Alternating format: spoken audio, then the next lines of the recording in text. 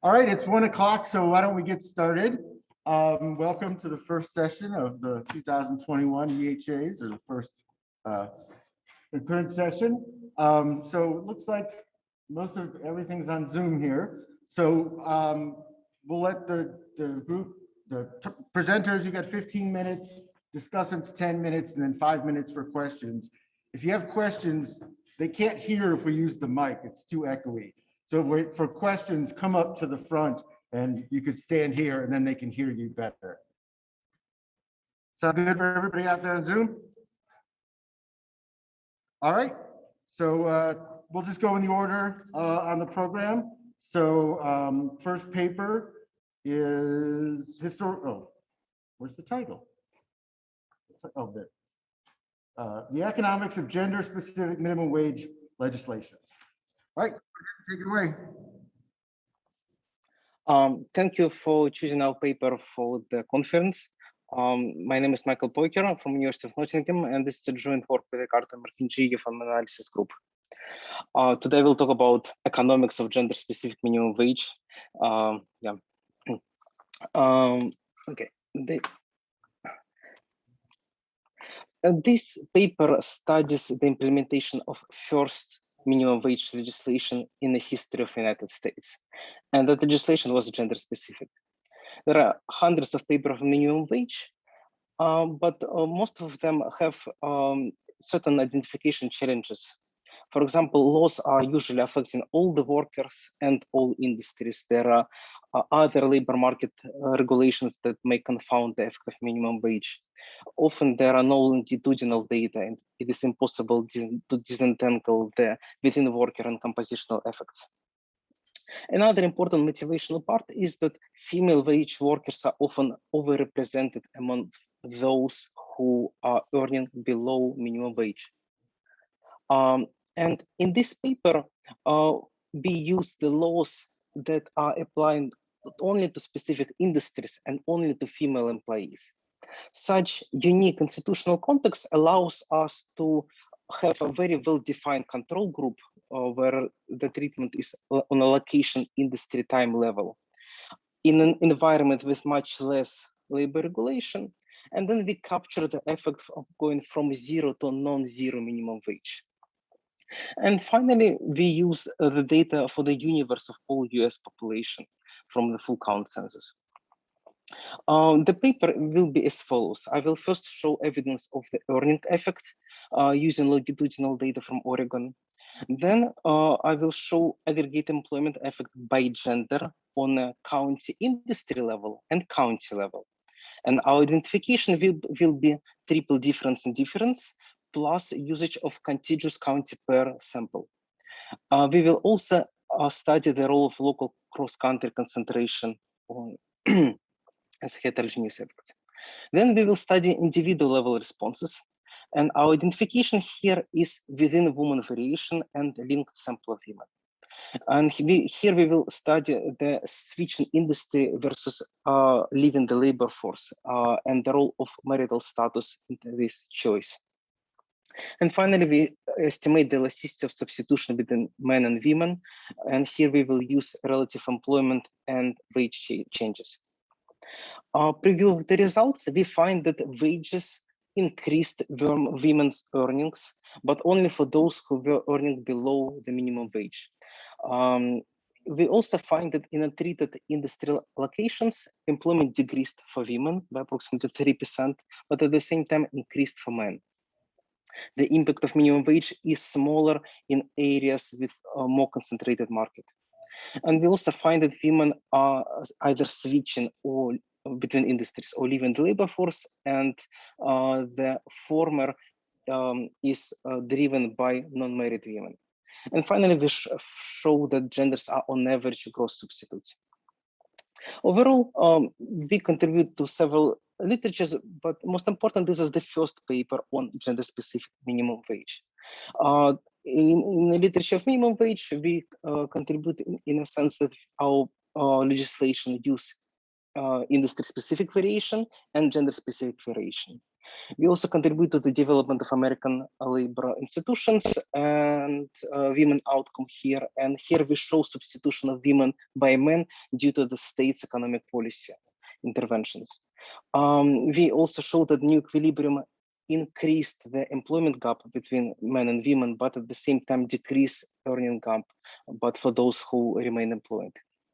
We also contribute to the literature on the gender gap in the labor market. And here we show individual responses of women on a negative shock of labor demand and show the role of marital status in it. And here, most important, we are using demand shock that is asymmetric across gender to estimate gender elasticity of substitution between genders. The rest of the paper is, I will show the background and data, and then we'll talk about identification and results. The background, minimum wage legislation appeared in 1912 when 11 US states and District of Columbia imposed minimum wage legislation for women. Some states imposed minimum wage for all industries, and some states imposed it only for subset of industries. The range was quite big. For example, the highest minimum wage was in North Dakota, $20 per week for women in office occupations. And the lowest was in Kansas, $7 per week for women in laundry industry. But overall, it was the largest relative minimum wage increase in the history of the United States if we count it as a minimum wage to earnings ratio. It was about 90 to 100% of a median earnings before the regulation was put into effect. Why they did so? Because states made surveys of working women and found that women earning not enough just to sustain life. Why only for women? Because Supreme Court at that time was very, it was a Lochner era, and Supreme Court was trying to strike down all labor protective regulation, especially for men. And that's why they knew that for men regulation would not last long, but for women there is chance, and that's how it was working. Okay, first I will show the case study of the wage effect. And here we use the data from Oregon, where two female statisticians from Oregon Statistical Bureau collected wage data before and after its implementation.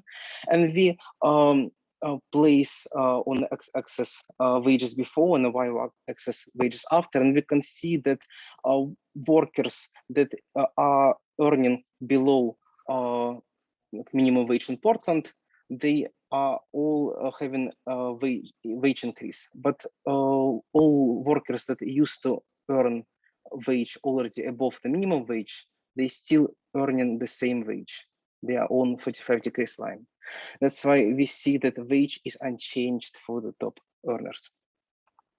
Okay, the data. Our data comes from the Women's Bureau of Labor reports, where they listed all the laws, and we coded them and then matched them to the census industry codes. And then we use the full count census for the years from 1880 to 1930 to construct the dataset. Our identification. Here we exploit variation across states over time in this different industries. And the problem here is that there are local trends in unobservables.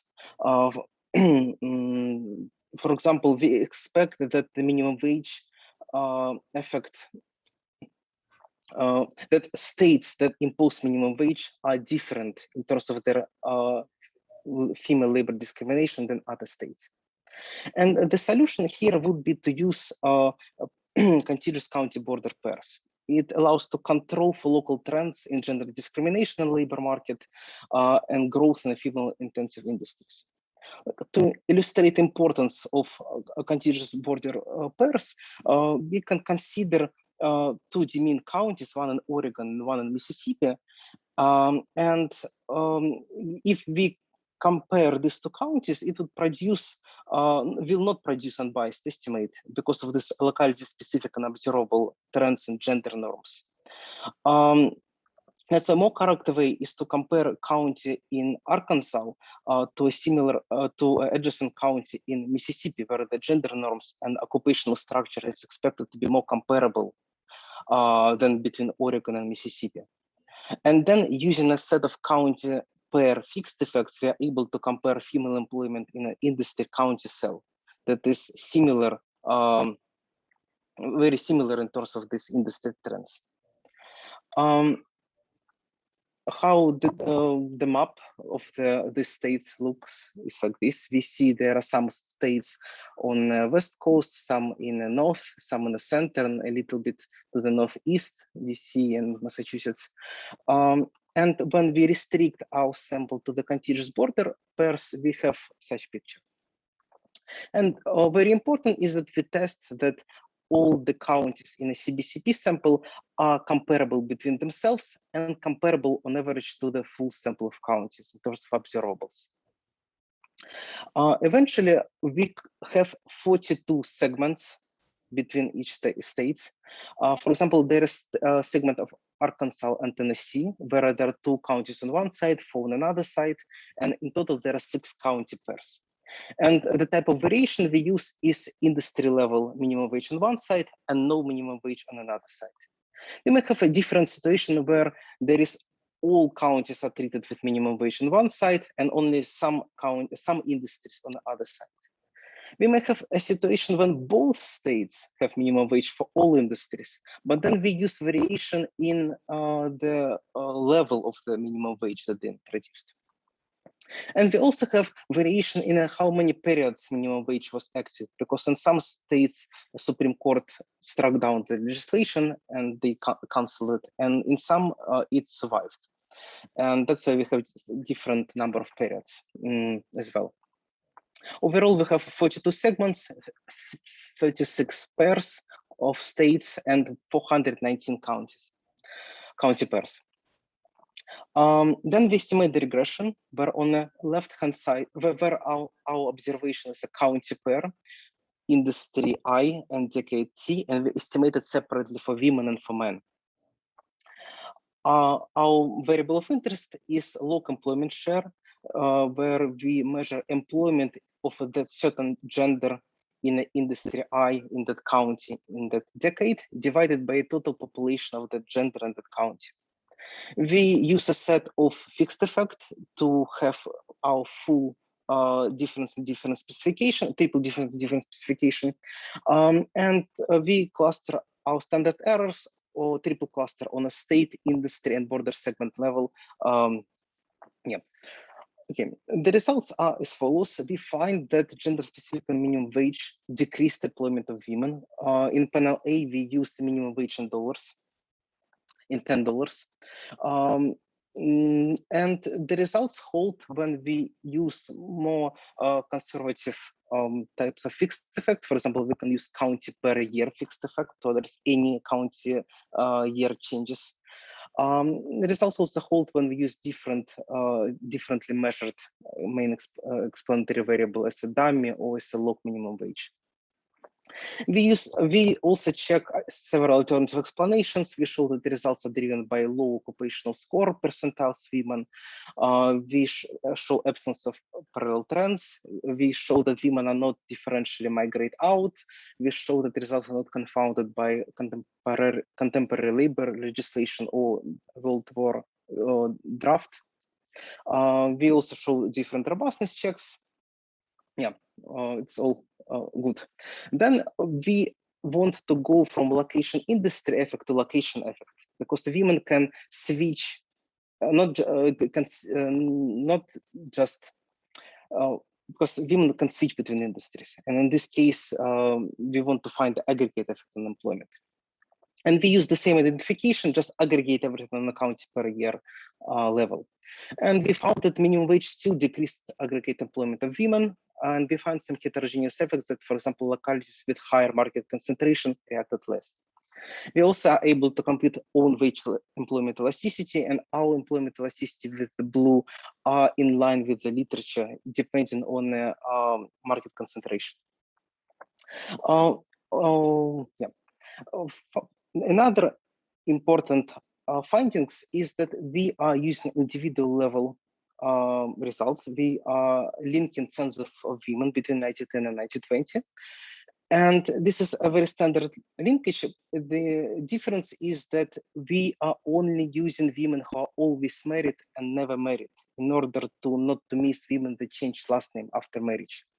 And the limitation is that we are at risk of losing mostly unmarried women between 16 to 30, and we lose at most 12% of the population 1910. This is important because here we use within woman variation, we can use full count, full sample of counties here, and find and do not have the identification problem as we had in aggregate identification situation. Okay, we find that minimum wage decrease probability of women working in the same industry, being in the labor force, or being in the same industry conditional on being in the labor force. And we find that women who leave labor force, they're entirely married women, and women who change industry, they're entirely never married women. We also investigate substitution between men and women. We find that male employment increased both on industry location level and on location level. We find effect for underage men and women, and we also compute gender elasticity of substitution between genders and find that it is positive, more than one, and also that the margin of substitution is driven by the replacement of women in low rank occupation with the men in middle and high rank occupation. Yeah. Basically, that is all. What we found, we studied the pre-FLSA minimum wage, and we showed that it increased wages for women, increased earnings of women who previously earned below minimum wage. We found that it negatively affected industry employment and aggregate employment of women, but at the same time, employment of men increased. And we show in longitudinal data that women either switched between different industries or left labor force, and the effect is entirely driven by their marital status. Overall, this is the evidence how paternalism toward women may have some undesirable effects. Thank you.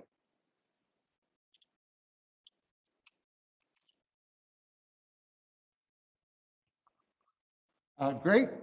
So can you unshare your screen so the discussant can give their presentation? Hi, can everybody hear me? Yes.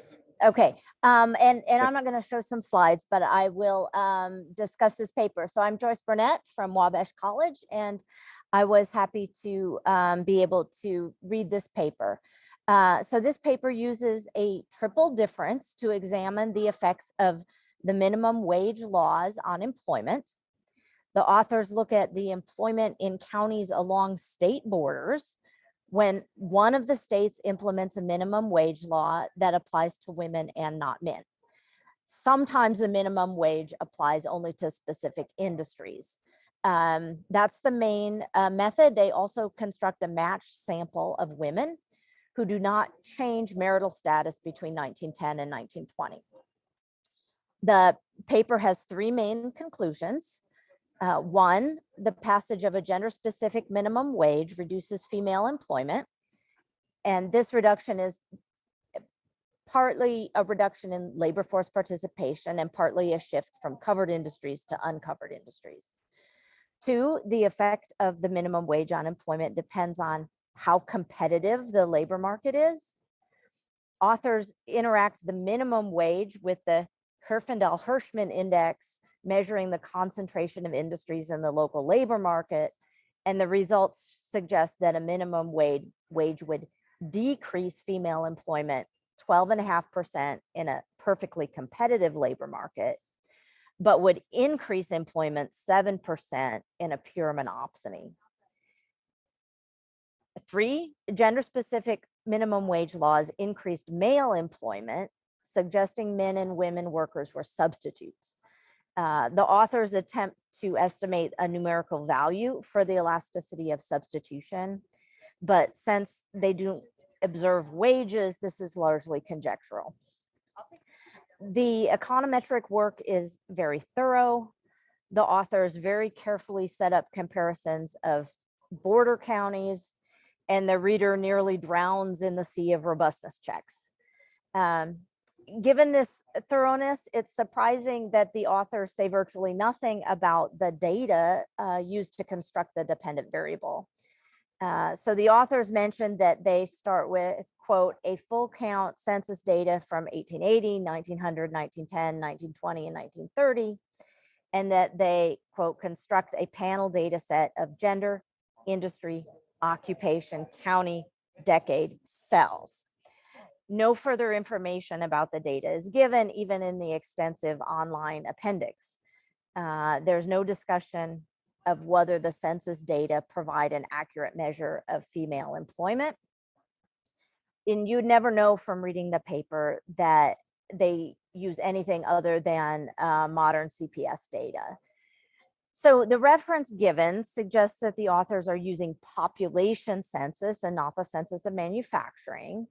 In the population census, the only information available on which to base employment numbers is the occupational title given to the individual. This is a notoriously inaccurate measure of employment. So it's well known that the census doesn't accurately record women's work. I am most familiar with the evidence on the British census, but the US Census also suffers from undercounting of women's work.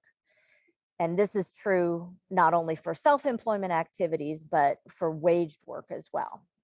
So Abel and Folbray find that measures of women's employment in the census of manufacturing do not match those in the population census. So for one town in Massachusetts, they find that the number of women workers over age 15 in paper mills, cotton mills, and in the production of artist tools in Montague, Massachusetts, exceeds the number enumerated with those occupations in the population census by a ratio of 1.7 to 1. This means that the census of population missed over 40% of the women working in those industries. For the town's paper industry, they conclude that, quote, 236 women were listed as the average number of employees in the manufacturing census, but only 132 were listed as paper workers in the population census.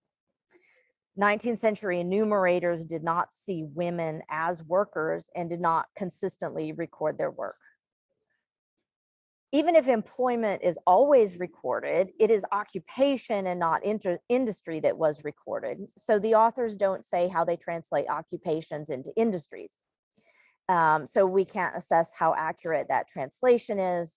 What industry is a laborer assigned to, or a machinist? So given the quality of the underlying data, I'm surprised the authors say nothing about the data in the paper. How is it that they create the gold out of straw? It's possible that the inaccuracies just create noise, or that they affect only the level of female employment and not changes over time, so that their results hold. But the authors should at least acknowledge the limitations of the data and make this argument. All right, assuming the results are correct, let's think about how they fit into the literature. We shouldn't necessarily expect that the results for this period of time are the same as the results from post-World War II labor markets. Over time, labor turnover has changed, and labor markets have become less like spot markets and more characterized by long-term relationships and complex incentive contracts. In spite of this, though, the results that they get for 100 years ago very much fit in with what I take to be the new orthodoxy about minimum wages. So the old orthodoxy was that minimum wages always reduce employment. They're a price floor and a simple supply and demand diagram. This orthodoxy, though, was challenged by various labor economists, prominent among them David Card and Alan Kruger, who suggested that perhaps an increase in the minimum wage might not reduce employment, their argument was primarily empirical, including a meta-analysis that considered issues such as publication bias, but they also provided a theoretical explanation that was at first met with skepticism. Maybe labor markets aren't perfectly competitive and instead have frictions. If some firms have monopsony power, minimum wages might not reduce employment. While this position was at first controversial, two recent events have led me to suspect that the Card and Kruger story is becoming the new orthodoxy. The first is that my new principles textbook, I've switched to open access, includes a chapter on monopsony and a section called Monopsony and the Minimum Wage. The second event is, of course, the announcement of the Nobel Prize to 3 economists, including David Card. A once radical position seems to have become absorbed into the mainstream. What this paper does that's very interesting is it pulls together both the old and the new orthodoxy. They find that if the labor market is perfectly competitive, then the minimum wage reduces employment. But if the labor market is a perfect monopsony, where the Herfindahl-Hirschman index is 1, then an increase in the minimum wage increases in employment. So the relationship depends on how much competition we have in the labor market. This fits with the Card and Kruger model, and it would suggest that if labor markets have become less competitive over time, the effect of the minimum wage on employment has also changed over time, though perhaps we should wait for Judy's paper to tell us if labor markets have become more competitive over time. In conclusion, I thank the authors for a very interesting paper, and while I admit the paper's quite long, I would hope that they would include a section that would address the quality of the underlying data. Thank you. Are there any questions from the audience? So you have a question, you got to come up down here because they got to hear through this computer. That microphone wasn't working. So we'll start with some questions from the audience, and then you can respond to both the questions and the discussion. Yeah. So with the reduction in I'm Curtis from University of Bruxelles. With the reduction in employment, I was wondering if there could be a labor supply channel if young women are saving up for when they get married. If wages increase, they leave the labor force instead of it being a demand side thing from the firms hiring less women. Okay, let me in this case answer for now what I have. First, regarding to the discussion point, thank you. This is very well accepted. We do write in the data section that we are using industry occupation cell. That's how we are constructing the our industry cell. It's industry occupation cell, and we are discussing in the robustness section the data limitation early census, and that's why we have robustness checks for the dropping of the early census to show that results hold when we drop census with worse data. And another thing, indeed, empirically, this measurement error should be correlated with the county industry treatment that we are having to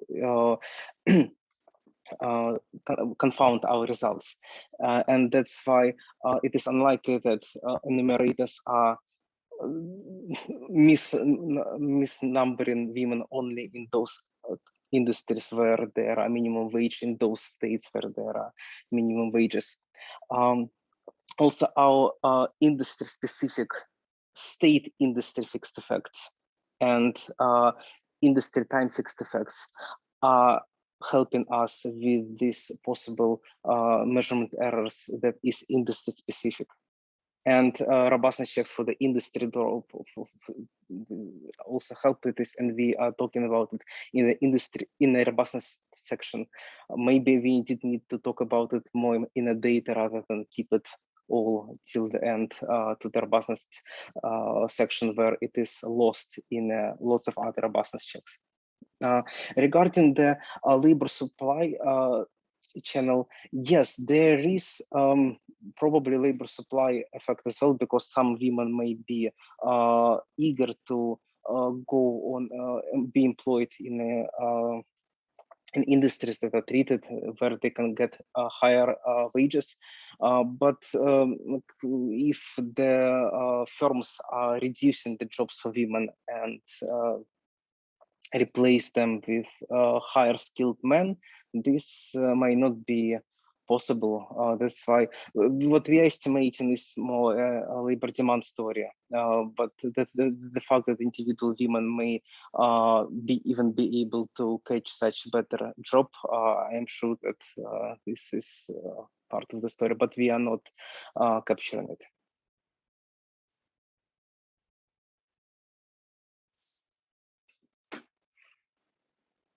Any other questions? So we have one more question, and then we've got to move on to the next group of papers. Yeah, my question is about enforcement of the law and the magnitude of the effect. So the magnitudes of the effect that you're estimating is really high within the minimum wage literature. At the same time, most of these laws are completely unenforced, at least formally. So Oregon and California are the only states with substantial enforcement budgets. In Massachusetts, the only penalty is publication of employers' names in the newspaper if they don't pay minimum wage. And after the Atkins decision in 1923, none of these laws are constitutional anymore. And so they're unenforceable. So what is the mechanism by which these laws, which are seemingly unenforceable, nevertheless have such large effects? This is a great question. And there is a Department of Labor report of 1928, and it has a whole chapter devoted to the list of the measures how states are enforcing these laws with fines and imprisonment even of their employers. Massachusetts is indeed a little bit weird, but all other, at least from that chapter, for sure it was enforced. There are a couple of states additional that I think it was Colorado, Nebraska, South Dakota, and Texas also imposed minimum wage legislation, but that report says that they have never enforced it. That's why we even not including them into the analysis. And if these laws would not be enforced, we would not have any negative effect. Thus, the fact that we find negative effect, it means that they were enforced. And regarding the fact that you said that our effects are very large in the literature, actually no, our effects are very much not large. If I share the screen again, you should see that our effect, our average effect, is that very green line, vertical line. This is our own wage employment elasticity. We are literally sitting at the same place as CART 1994 et al. And our large minimum wage effect is only for the fully competitive market, and we are still not the most farthest. That's why our effect is very moderately small. And yes, there are evidence in 1928 after the Atkins that states were still enforcing the law. All right, we're gonna have to cut it off there. Thank you. I couldn't hear you clap before. All right, so we'll move on to the next paper. So go ahead and let go of your, or I guess you're not sharing your screen. So I have my programs down there. So whoever's up next in the order of the program, go ahead. Hello there, Judy Stephenson here in London. And my co-author, Meredith Paker, is in the room. She should be waving at you all now. And Patrick Wallis is also online, somewhere down the screen. So welcome from, the other side. Right. What's this paper about? This paper is about monopsony. Joyce, thank you so much for such a nice setup. And it's also about sources, as we'll come on, which you made a big fuss of too. So that was a great setup. That's brilliant. Why are we looking at nominal wage rigidity or monopsony in the 18th century, in the long 18th century, which is a period of time where wage data has played such an important role in explaining the macroeconomics of the period and the Industrial Revolution? Well, nominal wage rigidity in this time period is a phenomenon long known to all historians who've looked at sources of the time, from Thorold Rogers to Elizabeth Gilboy to Phelps, Brown and Hopkins, and I believe Joyce has observed some of this as well. It is of current labor economics interest because in some recent papers, nominal patterns of wages have been used to show an indication of the monopsony power of employers. So what do we need by, and why is monopsony of interest? Well, it's of interest because in today's labor markets, it is increasingly apparent from a large body of research that the frictions or the machinations of imperfect competition in the labor market, have negatively impacted labor's share, holding down wages, particularly in unskilled labor markets. And monopsony in this sense, and in a large body of literature, is conceived as employer power to set wages in an anti-competitive sense. And the sources, according to Alan Manning, who's literally written the textbook, are search frictions and employers' idiosyncrasy. And those are increasingly measured by labor supply elasticities in modern labor economics. Now, search frictions and the idiosyncrasy of employers, or different types of employers offering different sort of types of experience of jobs, should be, it stands to reason that these are going to be more prevalent in pre-industrial labor markets rather than less so.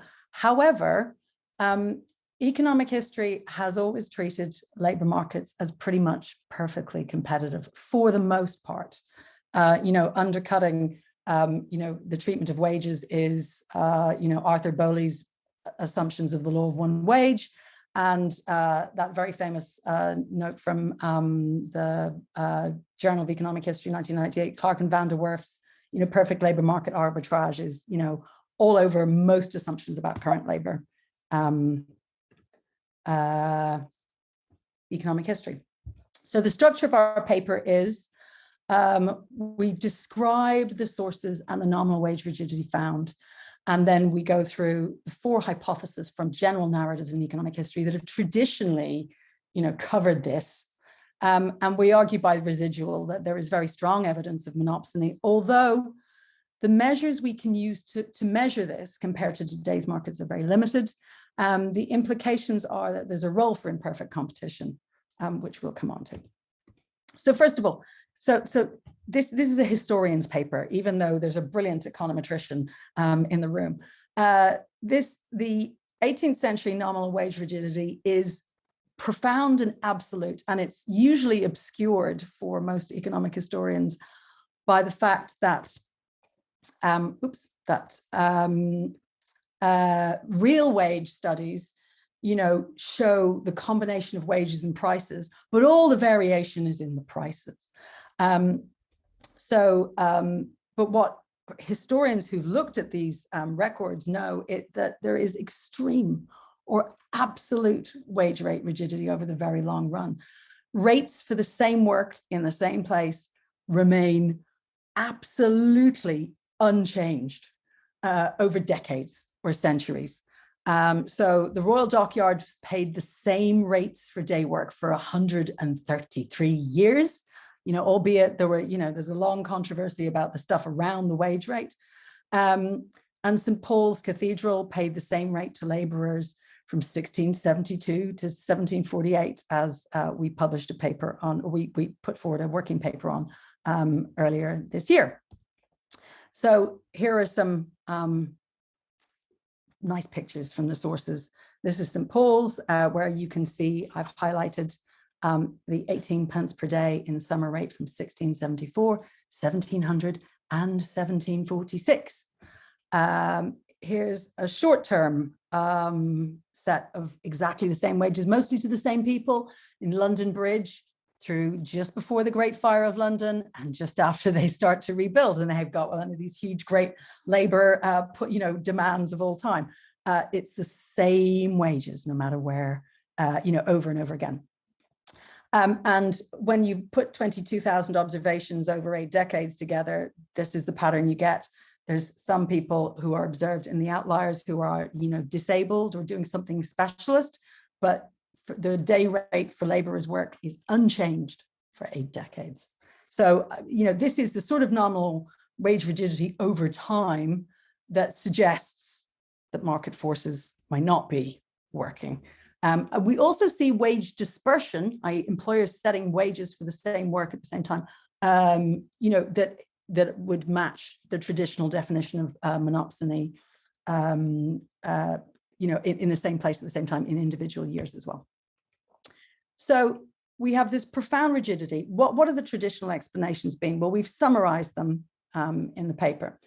And the first is that the 18th century was characterized as one of low inflation. And what that would have meant really that implies sometimes that there are stable prices. However, prices underlying those series are actually extremely volatile. And again, this has been noted by previous economists and historians who have looked through the records. As Elizabeth Gilboy said, one would expect some greater variation of prices than wages, i.e. a little bit, but such an extreme variation is amazing at first. Because what she was seeing is wages being absolutely rigid, but prices of important goods like wheat fluctuating by a factor of 2.5 or 3 in the same decade. So the price fluctuations that we see throughout this period, which we discuss in more detail in the paper, are a bit like the 1970s, that great inflation. But in the 1970s, nominal wages rose to meet that inflation to somewhat. Whereas here, absolutely nothing happens to the wage. So from an econometric point of view, this is a bit of a difficulty because what you've got is, a line that does nothing, so there can't be any relationship with it. But we did some Pearson correlation coefficients, and these are the results in the wage series where, there's absolutely no change whatsoever. The correlation is 0, as would be expected. And we have these very low correlations with Gilboy's series for Westminster Abbey, and where she may have had rates for different types of specialist work rather than work for the same stuff. And with, the series where we've got laborers. But what you see from the right-hand side is all of our wage series are, straight lines, whereas the inflation or CPI is moving around the whole time. So the implication of this is, wages did not vary linearly with prices either positively or negatively through this period. Prices were extremely volatile and wages didn't seem to have a relationship to them. That's nominal rates per day. So the other sort of theory is what we might call labor market slack. And this is related to the De Vries theory of the Industrial Revolution. If more days were worked across the 18th century, then there must have been some slack in the earlier period at the very least. Now, there is significant evidence in lots of literature of slack at the extensive and intensive margins of the labor market. The number of workers grows. You've got simple population growth. We've got, thank you for the 5 minute.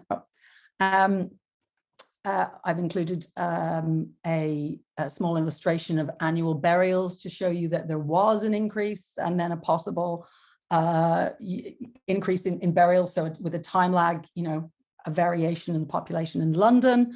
But we know the population boomed and there was huge migration to London also. That won't be entirely accurate. And as Nick Crafts has recently said, it would be amazing if, given that population growth, if the real wage had, risen as some people expect. But there was also underemployment, or what David Blanchflower calls labour market slack. And that comes up in the contemporary literature: cucumbers 2 a penny, tailors twice as many. Seasonal unemployment is talked about a lot.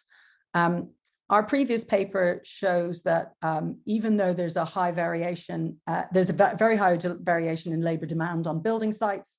And so the number of days worked per labourer varied considerably. Some people got a lot of work, some people didn't. And the implication of this is that instability in the availability of work, or what we would call precarity, was the norm. However, if there was a glut in the labour market, we would expect some downward pressure on nominal wages as well as upward. And, there's just no movement.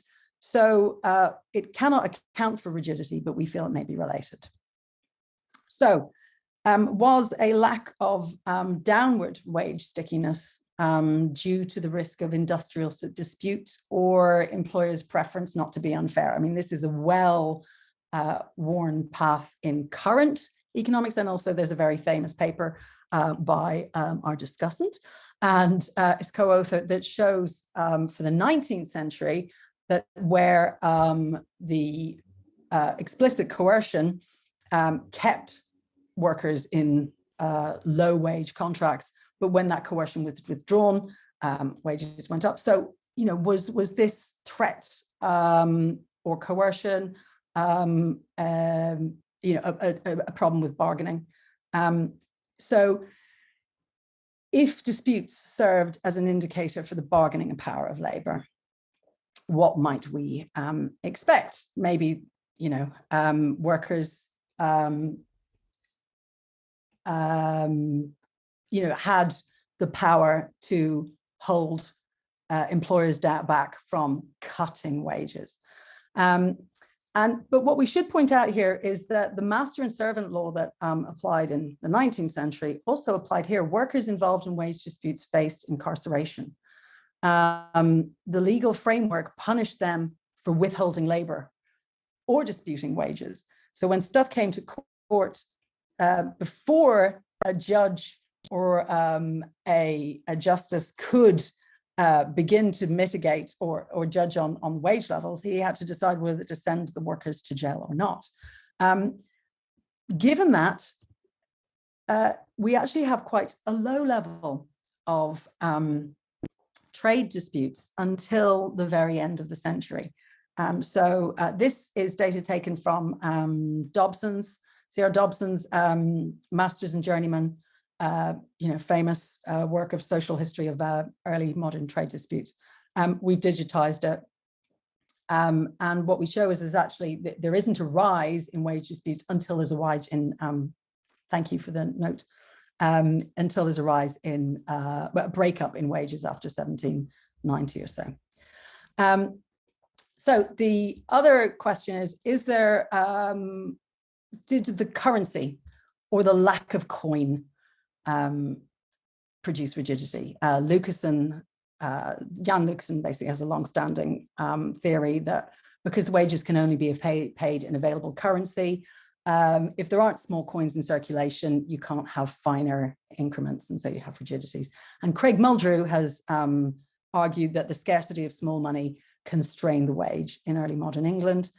However, the coin supply was not the only supply of money in early modern London or England. Trade tokens were commonplace everywhere, and they were minted at the farthing and sub-farthing level. And there's also an increasing supply of coin. And what we see is that the supply of coin increases early in the century, way before, the wage disputes break up. So were early modern labor markets monopsonistic? And we've covered it. We cover an awful lot of ground, and we've covered it here very quickly. So if we think of monopsony as being a power imbalance, of course, there is a major imbalance of power between employers and laborers, because we are still within the legal framework of master and servant. We think that that is exacerbated by a labor market slack, which may have enabled employers to set wages. And the importance of tenure and search frictions offers additional evidence. Employers, can be shown to have set wages in one sense. And our earlier paper showed that jobs or tenure with an employer had rent, i.e. people had more income for it. However, in order to really understand monopsony in a kind of current sense, we need to get a better grip on labor market or supply elasticities. And with the data we have, that's intractable. However, what we do see is that prices and wages are seemingly unrelated. Wages were not bargained for or shaped by market forces. And that's what the nominal wage patterns of the 18th century firmly show us. So monopsony or imperfect competition is a more useful framework than a perfectly competitive one for this period. Thank you.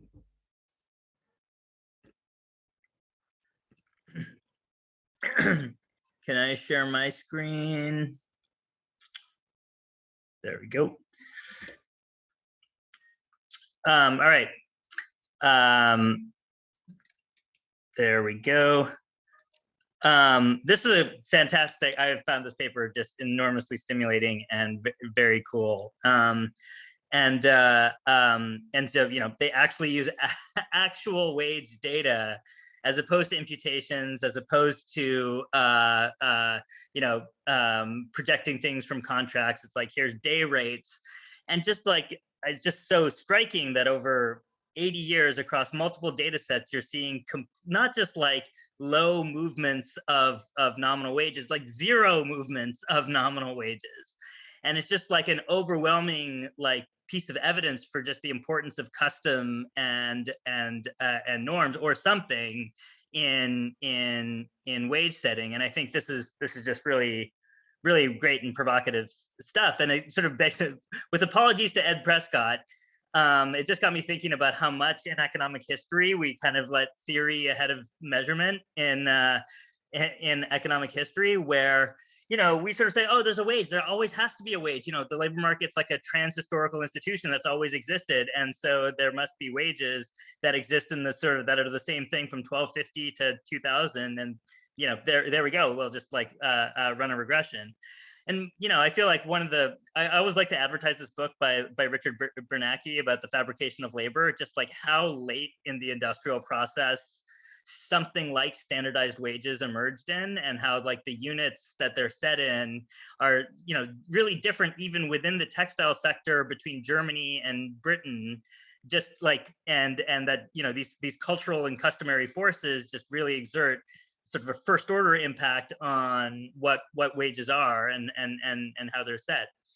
And I think what now economists can now understand this kind of pattern, I think, through the lens of the stuff that we've been learning from modern administrative data, when you can actually see the same really granular wages for the same worker over time across different employers, and that even for the same worker, the firm that you're at explains 20% of wages.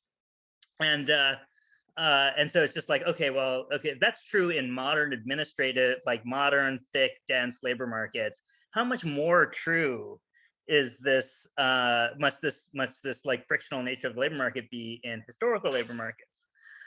Sorry, I don't know why I put this here, but I would just love to see correlations of the wage series with each other as well as with inflation. I suspect it's all zeros, but it would be another kind of cool thing to see is that. So what I think is then the takeaway is this, and I'm gonna maybe see if how the authors respond to this somewhat different reframing of their results, is that takeaway from this is that like over this period of like, where we think that English economic growth is at least like getting off the runway stage, that the wages are determined by custom rather than relative scarcity.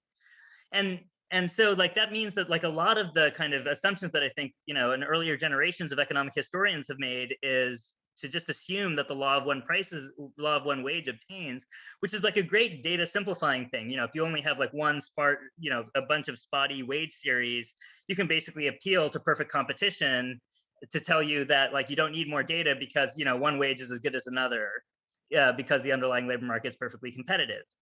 And so given that we see this like huge wage dispersion in modern labor markets, and by the way, we even see it in online labor markets where the search frictions are really low, is that there's tons of wage dispersion. And so if that's true, like then surely historical labor markets must have this. And as Judy pointed out, it's like, you could imagine custom and law makes quitting your boss, like just imagine the idea that you would disrespect your employer by leaving them without their permission. It's just like in a society that that's insanely hierarchical that would just be a really strange thing to do. And so you can imagine the constraints on you actually having competition in the labor market are that much more binding. In fact, there's some interesting evidence of this in modern day India in this paper by Breza et al., which is like basically when you ask people, it looks like there's one village wage in an Indian village, but it's not competition that's keeping that, because when you ask people to take a lower wage in private, they'll say yes, but they'll never do it in public. And so there's just like evidence of like that the thing that's enforcing the law of one price isn't market competition. It's like there's a strong social norm against anyone accepting a wage below some amount. You can imagine for employers is also just collusion would be the thing that's keeping wages at a fixed level. So I guess I'm wondering if the best pitch of this paper is to frame it about monopsony. I feel like it's actually as even more fundamentally a bigger puzzle to just have it 80 years of nominal wage rigidity in early modern England is just kind of a bigger fish to fry than necessarily having to go after showing monopsony in this period. It's just like, this is just a great, it's just kind of a puzzle. And if monopsony turns out to be the explanation, great. But I think the puzzle is just first order interesting. And, so some questions, I guess, is just like, is this because these are the biggest employers in the respective labor market? So they're at the very top of the job ladder, and so they don't face any competition from anybody higher than them. There's nobody there to poach their workers, so they don't have to worry about responding to anybody else's wage offers because they're at the top of the labor market. Or is it just out and out collusion? And any sort of like archival evidence about the construction sector, just basically the masters getting together and just saying, here's what wages are, would be kind of great for making that case. I really like the thing in the slides about the Great Fire, just showing that even though you have this big shock to labor demand from the Great Fire, you see no movement in wages. And so the more of these like kind of like independent Mario boat lift kinds of shocks you can think of that like and just nothing's happening to the wages, that's really great. Thanks for the time. And so it's like, the fact that all this variation in wheat prices is not being offset with wages implies that workers are bearing all the risk of this. And then when you think about it, it's like, well, wait, that's what capital is supposed to be doing. That's why they're getting paid this like rate of return, among other things. So it's just like, this is a period where you still have like a 5% rate of return, 5 to 10% rate of return on capital. So what are they doing if they're not bearing any of this risk so what do bosses actually do? And so I want to just like end off by showing how pervasive I think this pattern is. So this is just pulling. After reading this paper, I just pulled the Robert Allen data on the nominal wages. And just look at that. That's like all just, and these aren't really wages, as Judy points out, but look at that. That's just like 100 years of just flat nominal wages, not even a little bit changing there. And yet, once you divide this by prices, by the real prices, then you get this like great real wage series. But like the actual nominal wages are just flat, even around the Black Death. The movement of the nominal wages is very small, and so I just find that like really, really interesting. I'll just show that also, like I've been working with this with Robert Robert Margot's Forts data, which also has like wages, day rates posted in them. And you could just look at this, and this is in US dollars, and just like giant, this is over like 50 years of antebellum period. There's a giant spike at $1. And then the next spike is at $2, and then it's just like a lot of suspiciously round numbers showing up in this histogram. And then similarly, and sort of what sort of turned me onto this was that looking at this in modern administrative unemployment insurance data. So this is literally the paychecks that workers are getting, and what you see is the mode. So there's a state level minimum wage here, but then the next mode is $10, then it's $12, then it's $15. There's a lot of like suspiciously round numbers when you look at actual wage data, and just suggest this like custom and inertia is doing a lot of work. So what I want to close with is just like what I think is underneath this that I would like to think about more, and I just didn't get I would love to just talk out loud about it. But the big thing these wage series are used to do is to like validate the Malthusian interpretation of British economic history, right? So once you divide the nominal wages by the prices, and then you plot it against like the population series, you get this very much like, the pre-modern period has this downward, it has this Malthusian relationship, whereas population goes up, wages go down, until you hit modern economic growth, and then you get that both wages and population are increasing. But if all of this is happening via the price side of things, or like maybe in the modern growth period, we finally start to get nominal wage growth, I'm not sure. But like, what does that implication of that so much of the Malthusian period is actually fixed nominal wages, and all the correlation between population and real wages is going through the price of wheat, basically. And I think that's just interesting, and just calls into question, the basic Malthusian model is a full employment, flexible real wage model, where there's no slack, there's no unemployment. And the idea has been that like you can, at the scale of the Malthusian model, you can neglect these kind of short run Phillips curve-ish rigidities. But what I think this paper shows is that actually the rigidities are there for, in historical time. They're like 100-year-long rigidities that are in wages. And so that means that these rigidities matter at Malthusian scales, not just business cycle scales. And I'll leave it at that. Thanks.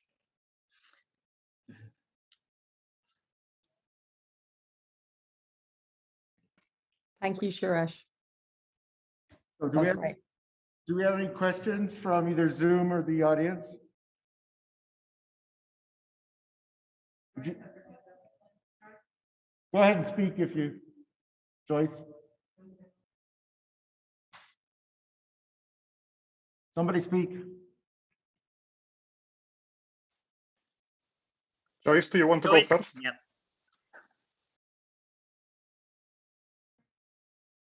I thought you were going to the room first. So I just want to point out that this is not true of every employer. So in my farm wage data, if you look at across the same employer, wages change, and they don't change every year, they change, but they're as likely to change as not over a decade. They do not stay constant over 80, 100 years. I think this actually supports your point that it's monopsony in the labor market. And so if you have, if you have more competitive employers, you don't see the same rigidity. That's all. Mauricio? Yeah, thank you. I just wanted to echo Suresh's point, as I'm not seeing the connection between wage rigidity and monopsony here. It sort of doesn't follow naturally to me. In monopsony, I would expect wages also to fluctuate. It's just a surplus that's being extracted from the workers. It's perfectly possible that these were monopsonistic markets, but I wouldn't expect wage rigidity to be a consequence of them. And both to that point and to Suresh's suggestion of looking at custom things and so on, one data point that I'd like to add is you see the exact same thing in Spain in the 18th century, even though you have a lot of wage movement in the 17th and 16th century, right? And so this is not just something restricted to the English cultural, legal, institutional framework. you see it in other places in Europe as well in exactly the same time frame. So perhaps there is something that's sort of more global going on here. We are looking now with David Gonzalez Agudo at exactly the same period. We have the exact same flat nominal wages across 150 years in Madrid and Toledo. So no, I think there's exciting stuff there, and look forward to learning more about it. I'm going to have to cut it off there because we're pushing 5 minutes past, and they told me I had to make sure everybody was done at 2:30. So let's move on to the next paper. Thank you.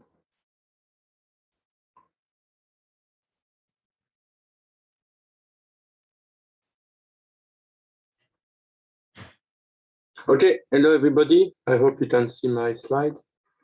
So thanks for the invitation and thanks for coming to this session. I'm Kesztenbaum, and this is a joint paper with Victor, who should be somewhere in the audience. And this is quite a preliminary paper looking at the effect of World War I on labor force participation of women. So we are still in the process of gathering more data, and I will discuss this. I'm feeling I'm saying this for a year, but we have been collecting a lot of individual data, doing the linking, and it's still an ongoing process. So this is a first preliminary work, and so the largest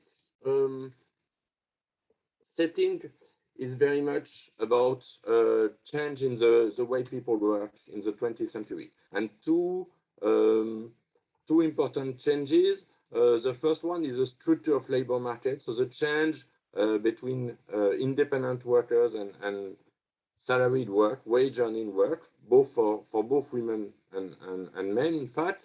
And the second is change in female labor force participation. So change in participation of women on the formal labor market, which you can see illustrated here for both France and the US.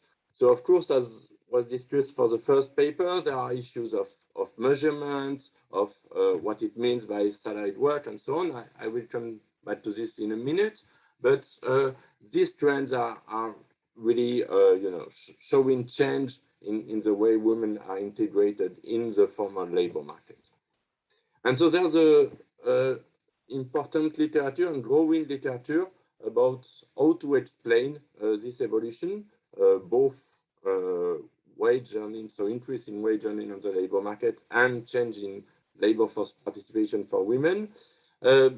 And you have a different angle whether you consider supply or demand factor, so whether employers are more willing to have women. This can be lead to change in technology, change in structure of the labor market, or whether women are more willing or even more able because of custom norms, acceptance of women labor. So it's difficult to assess precisely what drove the change, and people have relied on exogenous charts in order to explain this variation. And so, for instance, there's a series of papers on World War II, of the effect of World War II in the US, with, you could say, not opposing, but not completely converging conclusions. So some paper, Goldin and Olivetti, show that there is a strong effect of men going to war and women replacing them on the labor market. And Rose, it's an GH paper in 2018, which shows that when you measure it more precisely at the local level, there's not that much effect of the lack of men as they went to war on the labor market. And in particular, there's not that much persistence of the effect. So this is the setting we are looking at here, and it's World War I in France. And in World War I in France, you have this direct effect of men going to war. Up to more than half of the labor force is in the trenches fighting. So you have to replace them somehow, and women did replace them both in agriculture and in the industry. But this is a short-lived effect. So this is one way to illustrate this. So you have this is the variation during the war, and you have women in blue and male in red, and you can see the shock of the war, and you can see the very strong increase, which is that at some point during the war that there were more women working there were more women on the labor market than before the war. But you can see also that very sharply after the war, there's a return to normal. And in fact, so there's a lot of qualitative evidence about this, about the idea that when men came back, there were including legal measures to handle them back the job for many reasons related to the position of the labor market, but also to the fact that it was perceived as a kind of, sorry, I'm not finding the word, but it was, you know, they went to fight in the war, and when they came back, they are losing their job to the women. So that was something that was felt unacceptable. And so the direct effect seems to be a parenthesis, but there's also a strong indirect effect, which is the very high mortality, and this is especially true of young people during the war. Okay, so I will skip this. But so here, this is the effect we are concentrating on. Okay, so the idea that there were almost 1.5 million young men who were killed in the war, and so they were missing on the labor market. And it's very well documented that it has strong effect on French society, and it has a very different effect. It has effect on the marriage market, it has effect on the labor market, and this is the various channel for which the effect, so the high mortality of young men will influence women labor participation that we are looking here.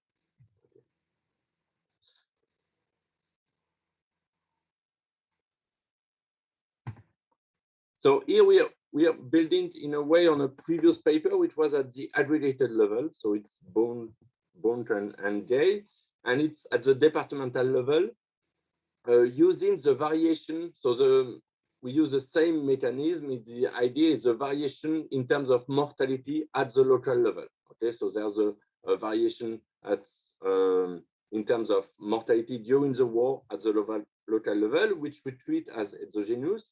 And what Burnett and Gay show is that there is, in the department where you have more soldiers, so more young men who died in the war, there's a higher woman participation.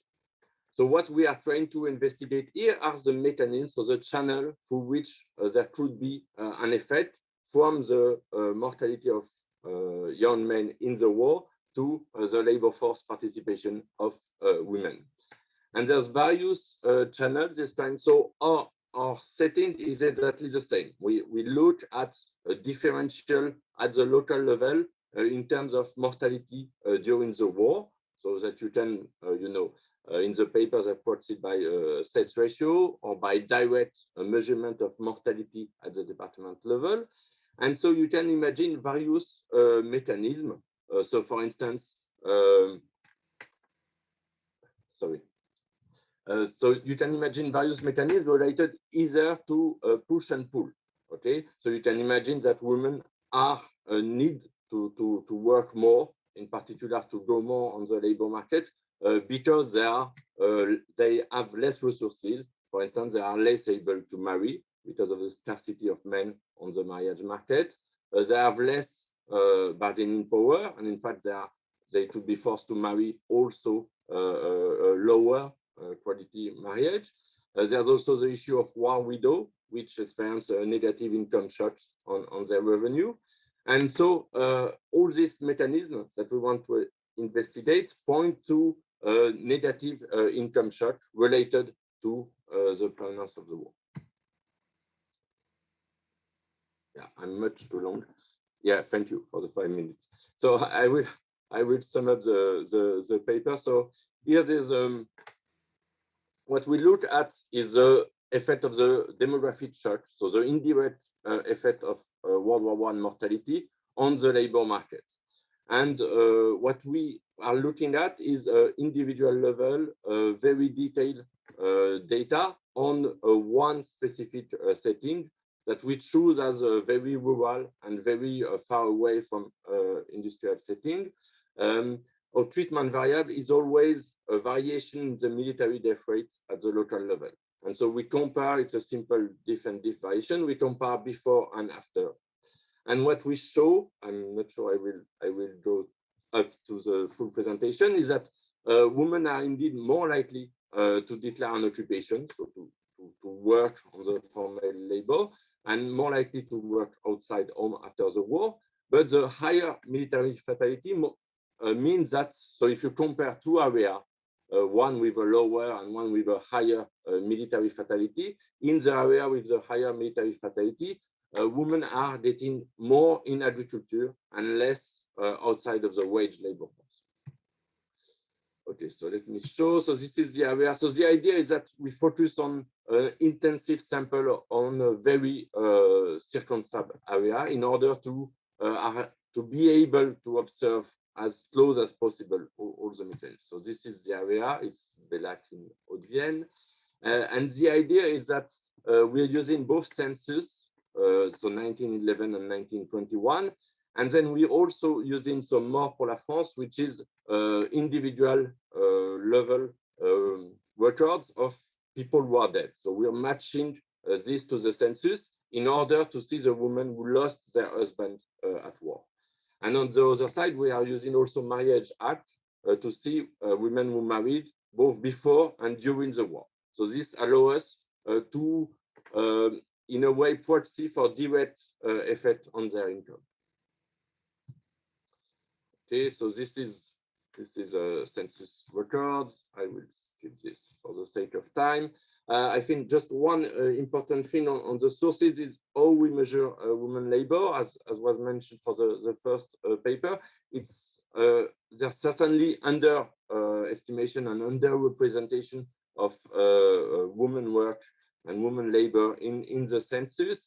In fact, when we see even at the individual level, at the individual census, we will see very different practices. So in some municipality, the census taker will have all women working. For instance, the wife of independent will be having an occupation, the same as their husband. So they will be made work with their husband, whereas in other cases, they will never have an occupation. So here we tend to control for this. We use two different measures, so two main measures, whether people are, so whether women are declaring any occupation, which is the standard, so taking the census at face value, or whether women are working outside of agriculture. I don't see how many minutes I have, but it must not be, it's two. Okay. So then this is our measure of common level military death rate. So this is the variation we use to explain the participation of women in the labor market. It's correlated somehow with a little bit with pre-war characteristic, but not that much. And it's uncorrelated, for instance, with the share of women working in the local area. So this is at the municipality level. So we compute the number of people who die in the war, and the denominator is the number of people in age of fighting who were living in this municipality. And we do two complementary analysis. One is cohort analysis, so looking at a woman of same age without linking them in both census before and after. And the second is at individual level, so we match women. In fact, we match everyone from 1921 back to 1911. So we compare the evolution of women. So the idea is that the second, so the link, the individual analysis where we link women is much more precise in a way, but of course all women age by 10 years. So it can be that there's an age evolution influence in that. So I will skip that. So the overall effect, and in both cases we have the same effect. So there's an overall increase in participation, both having declaring an occupation and both declaring an occupation outside of agriculture. for all women. So women are working more, which is coherent with what we observe at the aggregate level in a way. But the difference is that when you look at variation in terms of mortality at the local level, there's an increase in the women decline in occupation, but a decrease in women employed in agriculture. So to put it more simply, women are either entering the labor force in agriculture or moving out of other occupation into agriculture. And the same is true. So the variation here, just to sum up, if you have a 3 percentage point higher of military death rate, is almost 3 percentage points higher occupation, but 2 percentage points less employed in agriculture. And it's the same if we use the lean data sets, the individual data sets. So I think I have to conclude very briefly. So again, what we think what's interesting here is that we look at a very detailed sample in order to investigate the mechanism that translate the high mortality of soldiers into women labor force. And in particular, contrary to what we observe at the aggregate level, we saw that there is a movement outside of agriculture. So this is a movement through agriculture, which is a little bit, which contradicts the aggregate observation that women are more entering a salary wage. So it means that a part of the increase in women participation might be linked simply to more availability of farms or more need for agricultural work. Thank you. Sorry for the time for the speech. All right, thank you.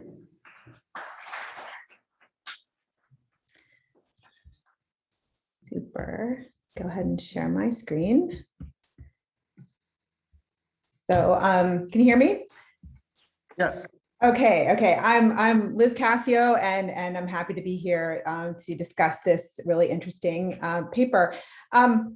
Lionel put up a slide kind of characterizing sort of longer run trends in women's employment, or I guess I shouldn't say employment, labor force participation. So I borrowed this from a study of my colleague Claudia Olivetti and Barbara Pietrangelo, just using a different source of data and focusing here just initially on the post-war period. You know, for me, sort of where my research is kind of focused. You see something that is not surprising at all, sort of increases over time that look pretty consistent across the two countries here, France and the United States. But in a longer term perspective, and I just find this fascinating, and I'm going to circle back to it at the end, that sort of post-war rise, was preceded by, at least not very much, according to the population census in the United States in terms of women's employment. But in France, it's only, in the last 20 years that, occupation or being occupied has returned to the levels that it was kind of in the early 20th century in France, at least according to this definition, which I find kind of fascinating. Now, just in terms of thinking about the drivers of this, again, kind of trying to bring in a broader perspective here, what do we think about when we think about women's labor force participation over the longer run on the supply side, investments in human capital, in medicine, in productivity within the household through technological advance, increased availability, reduced costs of childcare, and changes in gender norms. I think all of these things are kind of, things that might affect women's labor supply. And on the demand side, changes in technology or the nature of work, changes in institutional or legal barriers to working, or interventions to make it kind of easier for women to work. The topic here is about demographic shocks, in particular shocks to the sex ratio, and that can work kind of on both the supply side and demand side here. As Lionel was alluding, right on the demand side during the war, the reduction in the sort of availability of men to work, on farms and in industry would have drawn women into the labor force. But over the longer run, shocks to marriage markets could have induced women to stay in the labor force or work more as well. And that's sort of really the focus in this paper, which is on these demographic shocks in the context of France, really between these 2 years, 1911 and 1921, which, yes, surround the period of World War I. And so, this paper here is kind of situated during this period where there was, an aggregate increase, albeit kind of a small one, in women's labor force participation in France.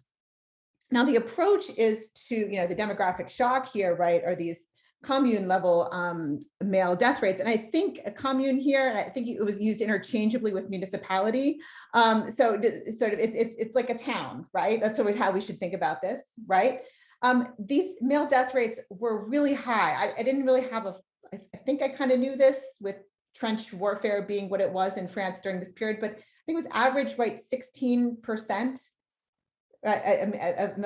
male death rate. So this was really quite high and had a really dramatic effect on the sex ratio, and one that was differential across places within France. And so it's that variation, across space and then over time around the war that provides the basis for a difference in differences approach. And they're using in this particular paper linked person level census data for one arrondissement, Bellac, and one département, Haute-Vienne, which he brought up. So I want to talk about the promises and perils of rich person level data. Thank you, I see it, 5 minutes. So these communes, right, are small. And so the promise of this, the benefit of this, right, is that there's variation in the treatment that's sort of maybe richer and more, just more variation is better. And, he showed this graph here where we, see some example of that variation in the pilot sample. Now, there are several perils of this. One, I just keep flashing that up here, but, one which he mentioned, like maybe this isn't the right level of aggregation to be thinking about here in terms of like what is a labor market, for example. And related to that, I was a little bit concerned about people moving, around the war towards, family members who might be in surrounding towns, and things like that, and selection of non-movers.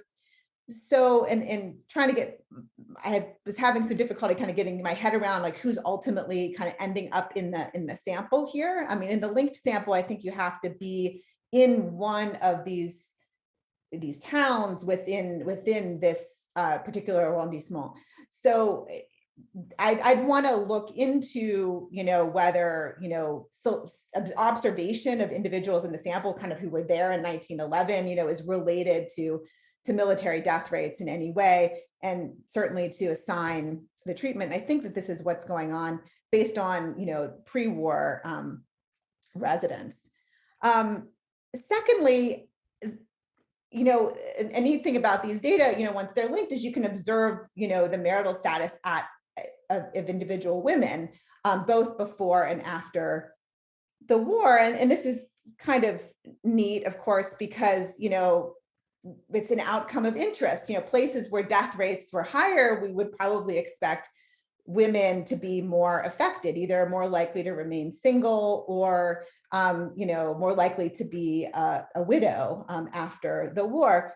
The peril here is that, it might encourage us to select estimation samples based on endogenous variables. For example, there is some discussion in the paper, although it's not done within the preliminary analysis, of looking at women who are single both before and after sorry, my daughter just walked in. Single women both before and after the war, right? And so in that particular case, remaining single after the war could be a function of the local death rate. So I certainly would not do that. My daughter, yes, you can carve pumpkins. Excuse me, I'm actually discussing a paper right now. Thank you. Okay. So the promises and perils of working at home. Okay. So, and being a mother. Okay. So I'm a little bit concerned about that. And so I would, think about this based on just pre-war stats, 2 minutes, yes, only, and use those pre-war observables maybe that you have to predict whether someone's likely to remain single or stay married. I wouldn't kind of cut it on what actually happens. In terms, I'll just sort of wrap up here talking about like ways to shore up the contribution. It was like kind of a little bit hard for me to see the forest for the trees in this paper. Like, what were the general lessons that we were learning about drivers of women's labor force participation? I mean, I think that this paper is going to be more successful if it's more than just a refinement of Bunke and Gay, you know, like that if it's sort of teaching us a little bit more. And I was having a kind of a little bit of a challenge kind of grasping what that would be.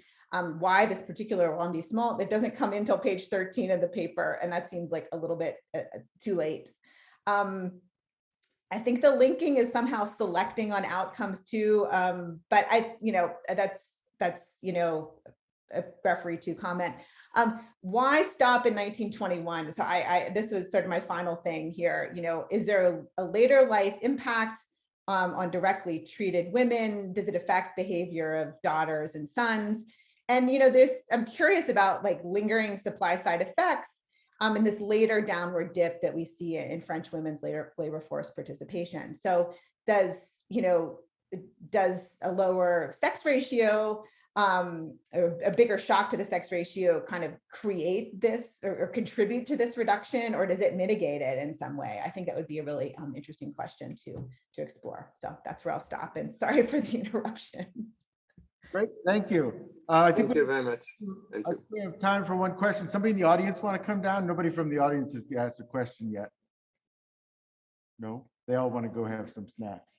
Anybody on Zoom want to ask a question? You guys want to go have snacks too. All right, well, go ahead. Go ahead, Jane. Can I ask, are there any widows' pensions paid to people who their husbands have been killed? And are they standard across these communes? And are these pensions paid only to wives, or would they also be paid to other female dependents? And also, is there any way of looking to see if the women who are in agriculture are working on small holdings that belong to their families, or are they working on small holdings or farms that belong to other people? In other words, are they basically responding to resources having really family resources needing to be exploited by them? So now there are no male heads of the household.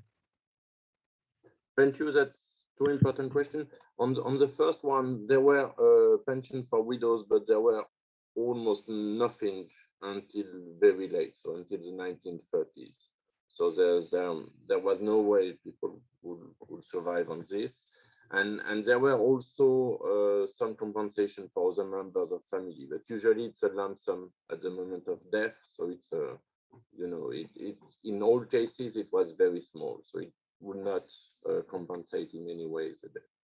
And so the other thing in the census, I was back in time to show, but you have the occupation and you have also the bosses. Okay, so the people will say whether they are their own boss or whether they have a boss, and usually it's the name of someone in the parish. So we aim at using this to assess precisely whether women are becoming more employees, more working for other people, or becoming independent on their own farm.